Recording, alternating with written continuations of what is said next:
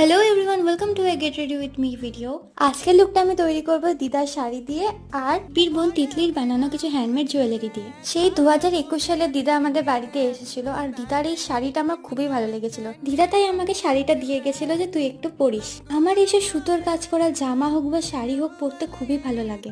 এই শাড়িটা আমি আগেও একবার পরেছি, কিন্তু খুব ইচ্ছা হলো এটাকে নিয়ে একটা গ্রুম ভিডিও বানানো। তাই বাস যা ভাবনা তাই কাজ। এটা পরে তো আমার খুবই ভালো লাগছিল। তারপর যখন জুয়েলারি গুলো পরলাম তখন আরো ভালো লাগছিল।